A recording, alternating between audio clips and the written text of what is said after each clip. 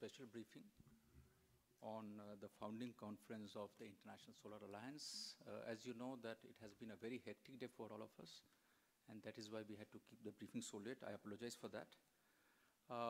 Apart from the events around the founding conference, there were also several bilateral meetings which Prime Minister had to do. And to brief us on the conference, as well as to give you a sense of what happened during the bilateral meetings, I have with me Secretary Economic Relations from the Ministry of External Affairs, Mr. Trimurthy, as well as Nagaraj Naidu, who is Joint Secretary Europe West and also the coordinator for this conference. With this, sir, the floor is yours. Friends, thank you very much for your presence this evening. We have successfully concluded the inaugural segment this morning of the plenary of the founding conference of the International Solar Alliance Summit at the Rashtrapati Bhavan Cultural Center in New Delhi. The second segment consisted of technical sessions, which has just been concluded. The valedictory session is currently on. Apart from President of France and our own Prime Minister, 21 heads of states and heads of government, 6 vice presidents and deputy prime ministers, 19 ministers as heads of delegation attended the conference, in addition to many other ministers who were accompanying the heads of state and heads of government. 10 heads of multilateral banks, top representatives from UN agencies, corporate sector, particularly in renewable energy, civil society, academic and research institutions, and think tanks were present from India and from all over the world. Before the conference, more than half the potential states, that is 61 countries, had signed the International Solar Alliance framework, and 32 have ratified it already. It is evident that there has been a huge surge in interest in joining the International Solar Alliance, as witnessed by the presence of so many high dignitaries. It signifies the commitment at the highest level of these founding states of the International Solar Alliance to go for clean, affordable, appropriate, and sustainable energy to make our world a better place to live in.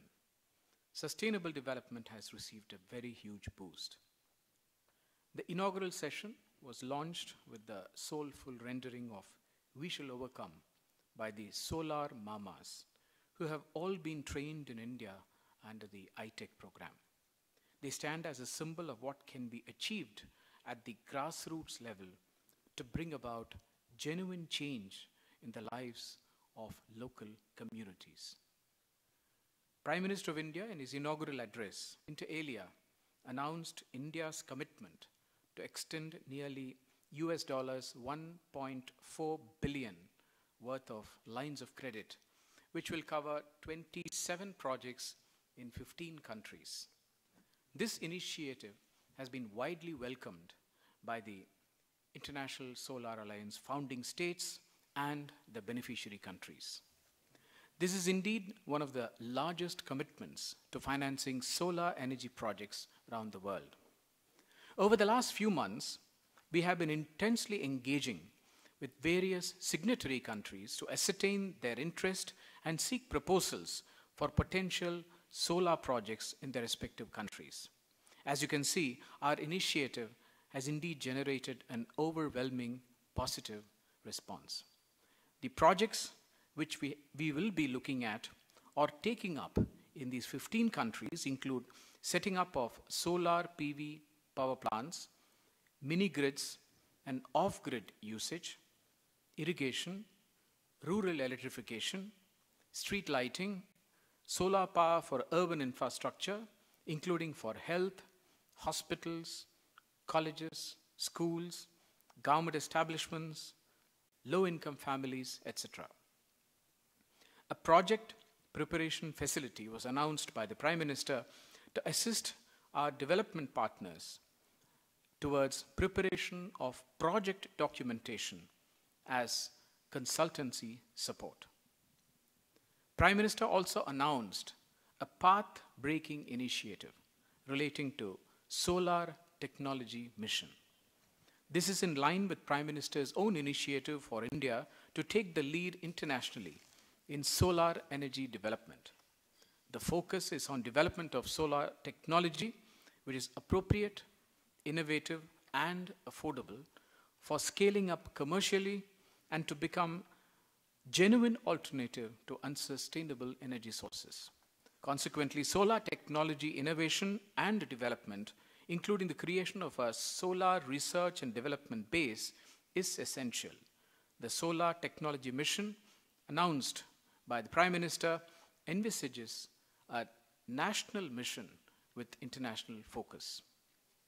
The Prime Minister also mooted a 10-point action plan for the world on solar energy.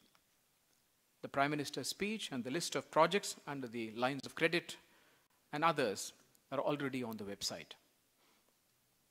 The leaders of the founding states of the International Solar Alliance adopted the Delhi Solar Agenda. The agenda re-emphasizes the determination of the ISA member states to increase the share of solar energy in their respective national energy mix, to facilitate affordable financing, including innovative financing mechanisms, to facilitate joint research and development effort, to undertake off-grid solar applications for poorer and or remote communities, to enhance skills, to undertake capacity building, and to strengthen ISA to become an action-oriented and member-driven multilateral organization. In the speeches of the leaders from France and other countries, the importance of this initiative for combating climate change and the need to ensure access to affordable and innovative solar energy, especially for developing countries, including for Africa and small island states, was underlined. Scaling up of solar technology and production was re-emphasized. The President of Rwanda, Chair of the African Union, eloquently called the ISA a transformative initiative and called for implementing the twin mission of the International Solar Alliance, namely technology transfer and innovative financing. He reiterated that Africa stood to benefit from the International Solar Alliance. As the Governor General of Australia mentioned, ISA is the gift of India to the world. President of Togo mentioned that history will remember that New Delhi was where the ISA was born.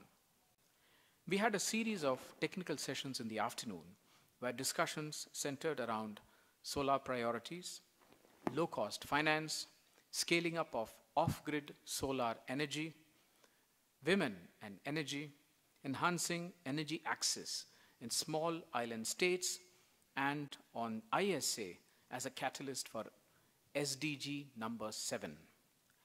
By panels of distinguished ministers from many countries, representatives from MDBs, and from other experts.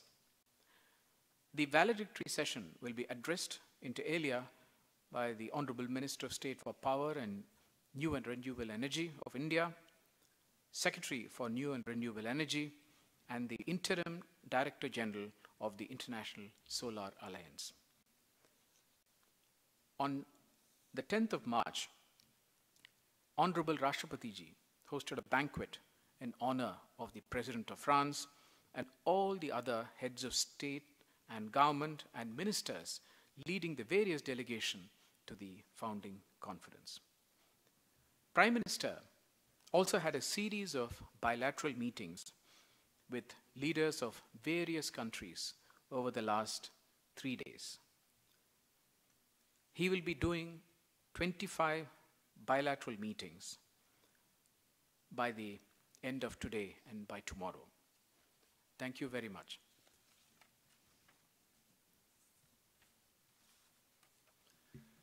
Thank you, sir. The floor is now open to questions, if there are any from the floor.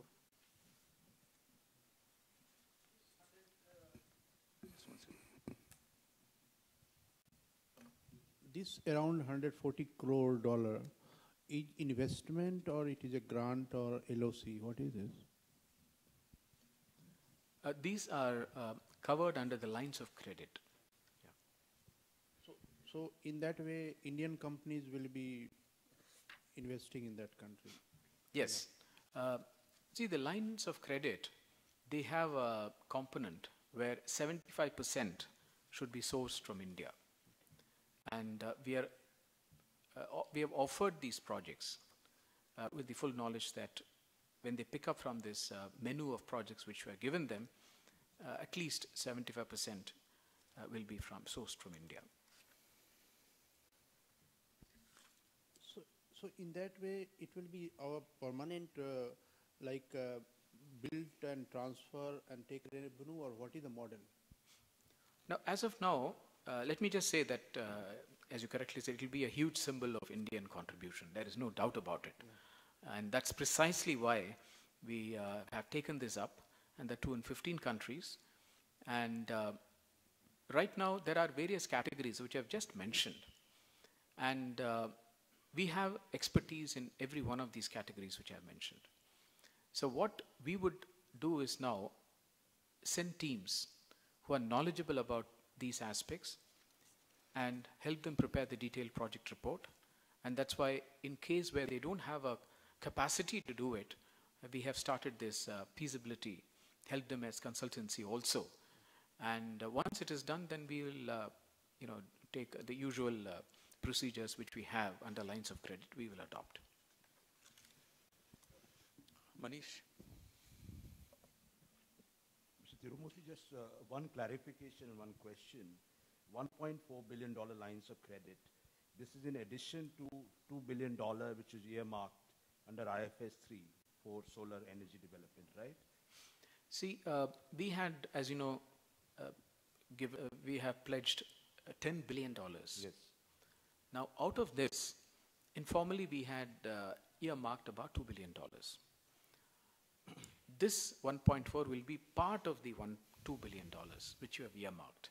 This will be part of it? It will be part of the $2 billion which we have informally earmarked. All right. My question is about Africa. This is the largest gathering of African leaders probably after IFS 3. And Prime Minister had some very significant bilateral meetings, the important countries. Of course, all of them are important, but just to mention a few, if you have some input on that, on Ghana, Rwanda, Chad, whichever country, where you have some readout or something which you can share with us. That what is the overall thrust of engagement with Africa? Manish, you see, Secretary mentioned that we had, by the end of the day, we will have 25 bilateral meetings spread over 3 days. We had 2 meetings on the day before yesterday, 6 yesterday, and there will be 17 meetings in the next, I think we will conclude that in the next hour or so. I can give you a gist of the common elements which were discussed with the African leaders. The focus was on capacity building. This is something which has been going on with the African countries, and we of course offered our help and assistance to them. We have to understand that the meetings were taking place in the context of a multilateral summit on the sidelines of International Solar Alliance. And naturally the focus was on climate change, renewable energy, also on solar technology. So apart from the issues which I earlier mentioned, and also, let me see, in fact, and developmental cooperation. You see, we have a significant developmental cooperation partnership going on with most of the African countries. So some discussion took place also on how to take that forward, and if there were any additional inputs and requests from these countries. And let me just add that there was certainly a feeling among all the African heads that he had met that our engagement with Africa has increased exponentially in the last 3 years.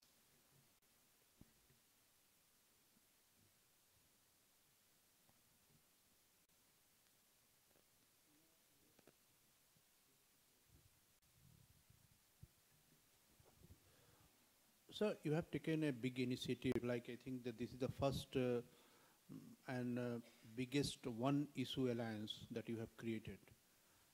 And there is a big competition in the market about manufacturing of solar goods, like how to create solar panels and all the equipments. So through this initiative, how are you coordinating with our other ministries so that they can be benefited and India can be benefited out of it?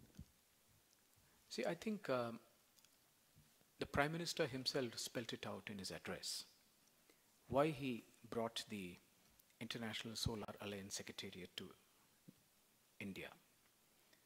And he spelt out his vision, which he had, one of which was to ensure that innovative and affordable technologies are made available to all sections of the world. The costs are already falling in solar energy. And therefore, not only are we looking at a partnership with the corporate world, with the consumers, and with the others, and scale up the products and what we already have, but also to bring in technology transfer. I think this is going to, that's why he not only had a founding conference of the ISA right today, but he also announced this very, very important initiative, which is the Solar Technology Mission, which is a national mission with an international focus. So I think when we look at the fact that we are giving $1.4 billion, we'll have a partnership which will include the Ministry of New and Renewable Energy. Very much they are already very much part of this entire exercise, and they will be important for the announcement which he has made on the Solar Technology Mission, and also the corporate world and others will come in. And when we discuss technology, naturally the research which is being taken part in all the universities and others and R&D efforts will all be pulled together. So therefore, there is definitely this initiative goes far beyond just the ISA per se. I think it is an initiative for the nation with an eye on the international community.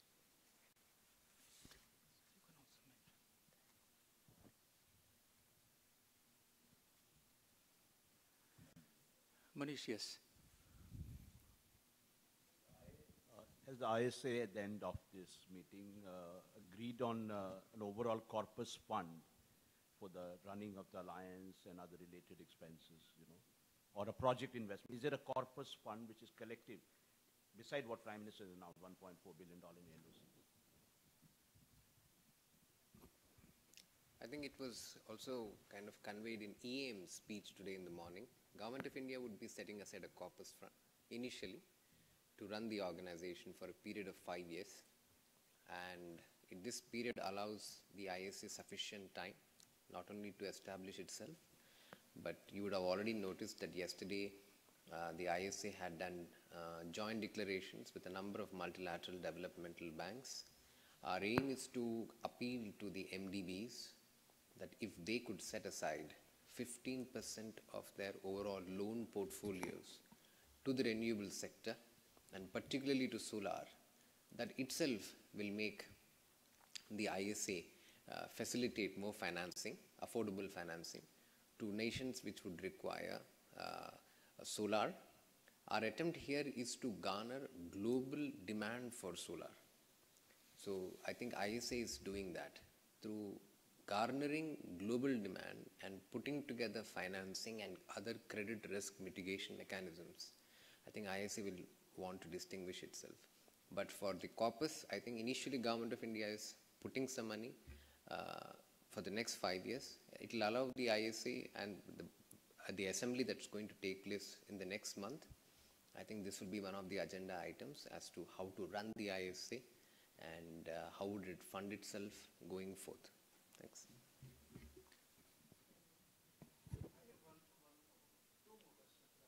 You combine both the questions. I think these two will be the last two questions, and then. So, how is France doing in this? Because France is also signing separate agreements, or they are collaborating with India, and then it will routed through India.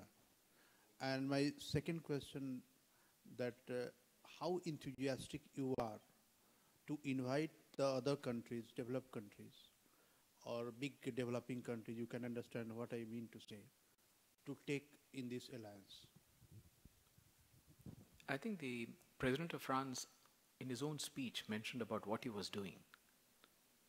And no, he had mentioned about, I don't want to interpret what he has said, because he said in so many words, and it's very clear what France was doing, and his commitment to the ISA, of course, is 100%, and which is what he mentioned. There is nothing which, at this point of time, are we doing together in a third country. That we are not doing right now, but certainly countries, not just France, I think all the countries, including India, are firmly supporting the ISA Secretariat and their activities. And some of our contribution which we are giving to the ISA Secretariat, the Honorable External Affairs Minister mentioned in her speech, in her welcome speech. So that is as far as this is concerned. And the other question was on? How enthusiastic you are to take other countries like America? No, in fact, we are already working with them. They are very much part of the 121 countries which are part of the steering committee of the ISA. Would you like to elaborate? America, China, and other. Yeah, exactly. I think if you look at the 121 prospective member countries, 61 we have already signed. The other countries, US, China, are also prospective member countries, but they're yet to sign into the agreement. I think it would happen over the next few years. They are currently studying this. Yeah, absolutely.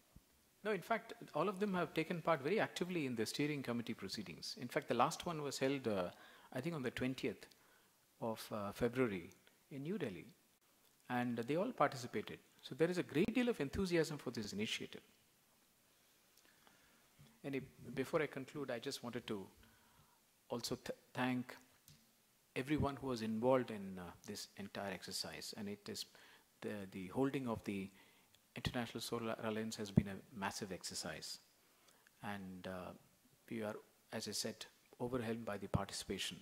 But we also coordinated with a lot of agencies in the Government of India. And I wanted to thank every one of the agencies which were involved in making this event a big success, particularly the other ministries, including the Ministry of New and Renewable Energy, of course, the International Solar Alliance Secretariat itself, the Delhi Police, the Airport Authority, the Municipal Corporation of Delhi, and many, many others who ensured that this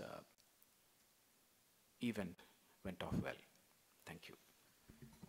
Thank you, sir. Thank you, Nagaraj, and thank you all for joining. Yes, I think as Secretary had mentioned, I don't need to highlight once again, thank you to the members of the media as well, who we had to ask them to get up very early in the morning, and they have been very kind and patient with us. Thank you once again.